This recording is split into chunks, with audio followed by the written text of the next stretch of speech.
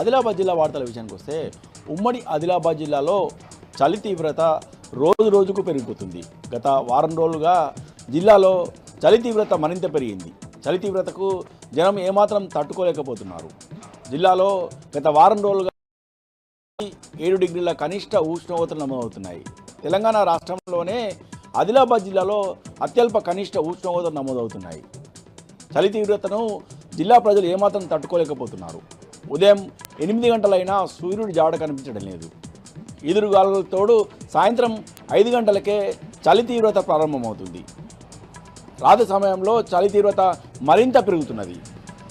ఉదయం వాకింగ్కి వెళ్ళే వాకర్సు, అలాగే వ్యవసాయ పనులకు వెళ్ళే రైతులు, పారిశుద్ధ కార్మికులు, విద్యార్థులు ఉదయం సమయంలో బయటకు వెళ్ళాలంటే చలి తీవ్రత కారణంగా చాలా ఇబ్బందులు ఎదుర్కొంటున్నారు.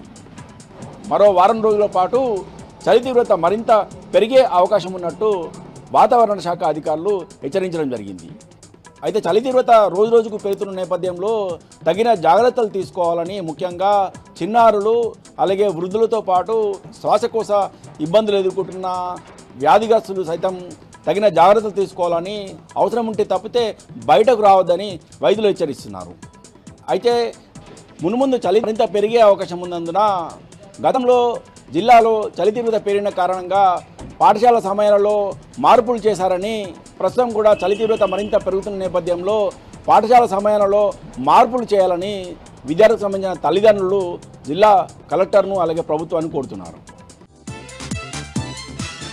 ఇక మరో వార్తా విషయానికి వస్తే ప్రభుత్వము దివ్యాంగుల సంక్షేమం అభివృద్ధి కోసము ప్రత్యేక చర్యలు తీసుకోవడం కాకుండా వారి అభివృద్ధికి ప్రత్యేక చర్యలు చేపట్టిందని జిల్లా కలెక్టర్ రాజశేష పేర్కొన్నారు. జిల్లా కేంద్రంలోని డైట్ కళాశాల ప్రాంగణంలో ఉన్న భవితా దివ్యాంగుల పాఠశాలను ఈరోజు జిల్లా కలెక్టర్ సందర్శించారు. ఈ సందర్భంగా ఏఐ ఆధారిత ల్యాబ్ను ప్రారంభించారు. దివ్యాంగులు కూడా ఆధునిక సాంకేతికతను అలవరుచుకొని తమ నైపుణ్యాలను పెంచుకోవాలని జిల్లా కలెక్టర్ పిలుపునిచ్చారు.